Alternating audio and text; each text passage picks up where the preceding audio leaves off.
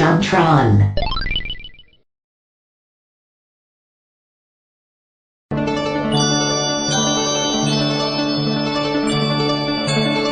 Welcome to the great beyond. Welcome to our beautiful galaxy. For eons the cosmos have served as a place for matter, life, and sand to exist. Man, throughout his journey on the Earth's surface, has oft looked upon the sun and asked the question, the Milky Way galaxy, just one of billions of galaxies in the observable universe, its apparent beauty and poetic melody stretching to the farthest reaches of the blackness and back, composing a quartet of wonderment along the way. And so we have arrived, here on Earth, gazing at the amethyst-tinted skies, pondering to ourselves the meaning of our punctual existence in this plane of reality. Yes, people of the world, this is JonTron's top 5 things that break a game's immersion. Look at that! It's a green screen! One thing video games undeniably have over other forms of storytelling is their distinct ability to envelop us in their virtual worlds and lore, to bring us into a state of flow while playing the game, melting away our surroundings and making us feel like we're really part of the adventure at hand. In other words, immerse us. Conversely though, there's the stuff that takes us out of the game, the annoying stuff, the stuff that'll snap you right out your epic quest to save Elfendor and have you realize that you're still a sad, unemployed 20-something on his way to the grave. So get ready folks for a detailing of the top 5 things that will sour a game's immersion factor. Number 5. Ooh, you gotta love the cheap death. Oh wait, no you don't! I gotta say, there's nothing I love more than a good challenge in a game, but when the old unfair demise comes along in a video game, I just gotta facepalm. It doesn't matter the era, NES, N64, or current day consoles. A cheap death is a surefire way to take you right out of whatever game you're playing, you know what I'm saying? A lot of the times you just want to play the game for the experience. You're going along, having a great time, reveling in the story and the characters, and cheap deaths. I could do without them. Number 4. Repetition can be good, you know, if you want to pretend like you're in indentured servitude. In this age of cell phones, blindingly fast computers, and the show Glee,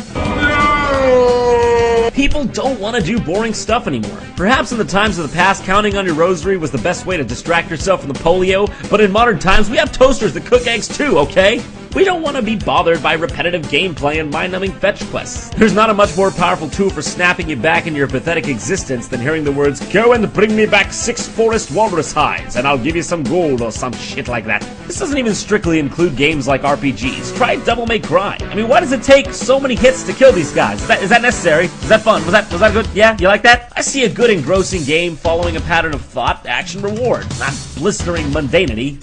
Come on, guys. Number 3.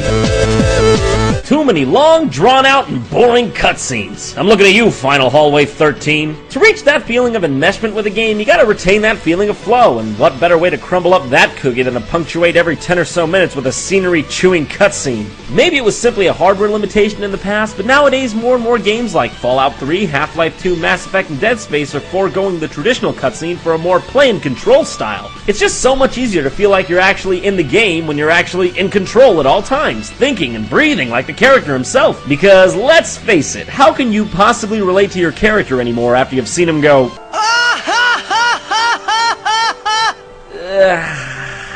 I have to admit though, when used correctly in games like in Final Fantasy IX, a cutscene can really make a game stand out. But it's a fine line. Jason! Number 2. Oh dear. Oh dear. I don't think he's getting anywhere in a hurry. Ants in the pants? Perhaps the pants are in those ants. Bad AI. Oh, bad AI. Is there anything more hilarious and annoying all at the same time? Whether it be cooperative AI that just won't cooperate, or enemy AI that's as stupid as Dick Cheney on ice, how can you possibly stay tranced into a world where Monkey McJokington is glitching in and out of existence? If your fellow Marines are driving their car around like they're a bunch of 14-year-olds on a Tuesday joyride, how can you possibly stay in the experience? It goes both ways, too. Good AI is totally possible and makes a game a million times more fun to play. Anyone remember Alex from Half-Life 2, Episode 1 specifically? You could have sworn she was a real person. Game, set, and match, broski.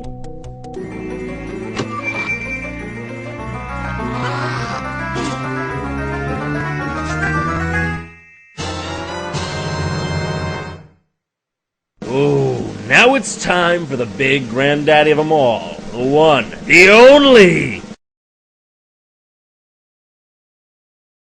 Yes, it's the loading screen. I know, a game's gotta do what a game's gotta do. Those textures and bump mappings can't come out of hyperspace. Or can they? But man, loading screen, it can really ruin the flow of a game! It's fine if a game loads it all beforehand, Little Big Planet style, but look how many times it happens in Dead Rising 2 right at the beginning.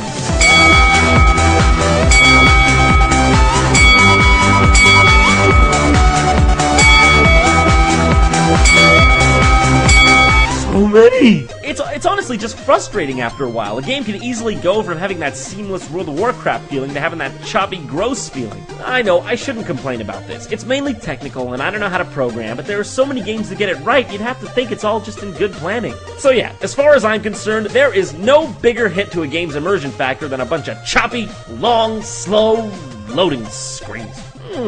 I guess we should call the PSP the non-immersion machine then. Oh snap, burn! All it does is load. Hey there, I'm John from JonTron, the show you just watched. Now, I've just been accepted into the TGS Network, and this is my first spotlight. Thank you so much for watching, and I thank the TGS Network for bringing me on. I'm honored. I'm honored. Now, if you like what you saw, then there's plenty more where that came from. The first place you gotta go to check for it is... Excuse me. Austin. So if you want more JonTron content, the first place you should go is normalboots.com. It's my website, also Peanut Butter Gamer's website. We run that website. I post a new video there early. It's nowhere else on the web, just normalboots.com every Friday, most of the time. And secondly, my YouTube channel, youtube.com/JonTron, though you can go there, subscribe if you prefer that method.